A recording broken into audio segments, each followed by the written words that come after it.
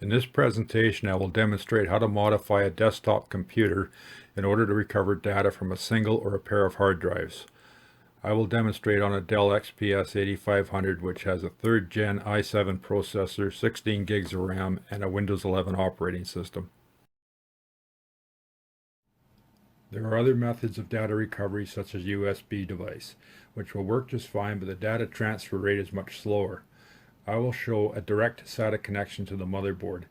An added bonus is you may boot the computer from one of the hard drives attached.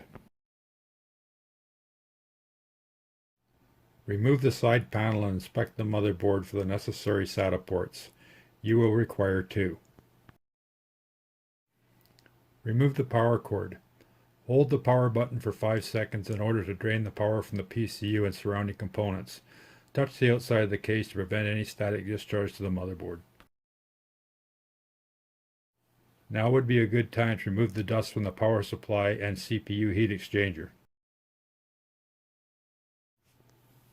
Harvest 2 harnesses from an old power supply or lengthen the current harnesses by at least 12 inches. 18 gauge wire is sufficient. Also remove 2 SATA data cables at least 24 inches long or purchase as new. From your computer's power supply, select the longer portion of the harness in order to be free of the case. Do not perform the splicing over the motherboard. A wire or solder fragment could be detrimental to the motherboard. I'm using 3/16 inch dual wall shrink tubing to insulate the splices. It's available at your local automotive parts supply outlet. Slip a 1-inch piece of shrink tubing over the wire to insulate the joint. Don't forget to do this before proceeding. Remove about 3/4 of an inch of insulation off of each wire. Twist wires into the flat connection. Solder connection, wipe off residual flux. Slide the shrink wrap over the connection so it is even on both sides.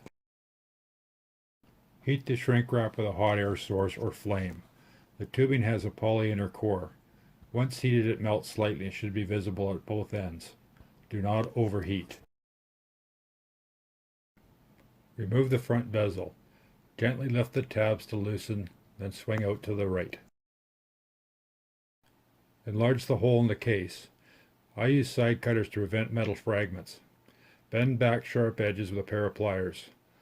Line the opening with plastic tubing or shrink wrap to prevent the wires from chafing. Enlarge a hole in the bezel. On the motherboard, push the SATA data cables into place with a pencil. Slip a couple of zip ties around the wires. Route the harness through the case and bezel. Install the bezel on the right side first. Make sure the bezel is aligned before swinging into place. Protect the plugs when not in use. Tuck the wires into the bottom of the bezel when not in use. Thank you for viewing this presentation.